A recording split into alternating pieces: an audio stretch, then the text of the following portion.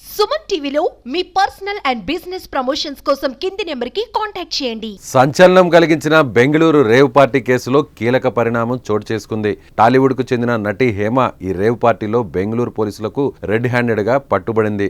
కానీ తాను అక్కడ లేనని హైదరాబాద్ లోని ఓ ఫామ్ హౌస్ లో ఉన్నట్లు ఓ వీడియో రిలీజ్ చేసి అందరినీ నమ్మించే ప్రయత్నం చేసి బోల్తా పడింది. ఈ కేసు దర్యాప్తు చేపట్టిన బెంగళూరు పోలీసులు తాజాగా ఛార్జ్షీట్ దాఖలు చేశారు. మొత్తం 88 మందిని ఈ కేసులో నిందితులుగా పేర్కొన్నారు పోలీసులు. 1086 పేజీల ఛార్జ్షీట్ దాఖలు చేసిన పోలీసులు టాలీవుడ్ సీనియర్ నటి హేమ ఈ రేవ్ పార్టీలో పాల్గొని డ్రగ్స్ సేవించినట్లు ఛార్జ్షీట్లో పేర్కొన్నారు. ఈ పార్టీలో MDMA డ్రగ్ను హేమ సేవించినట్లు ఆధారాలను పోలీసులు సేకరించడంతో పాటు మెడికల్ రిపోర్ట్స్ను ఛార్జ్షీట్కు జోడించారు.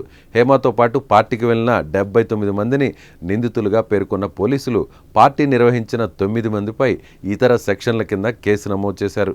NDPS సెక్షన్ 27 కింద నటి హేమను నిందితురాలుగా పోలీసులు పేర్కొన్నారు. హేమకు పాజిటివ్ రాగా హేమతో పాటు హాజరైన మరో యాక్టర్కు డ్రగ్స్లో నెగిటివ్ వచ్చిందని పేర్కొన్నారు. తాను ఏ పాపం ఎరగను, కొందరు కావాలని ఈ కేసులో తనను ఇరికించారని ప్రగల్భాలు పలికిన నటి హేమ ఛార్జ్షీట్లో పేరు నమోదు చేయడంతో గతంలో ఆమె రిలీజ్ చేసిన వీడియో పోలీసుల నుండి తప్పించుకునేందుకు ఆడిన నాటకంలో భాగంగా చేసిందే అని తేలిపోయింది.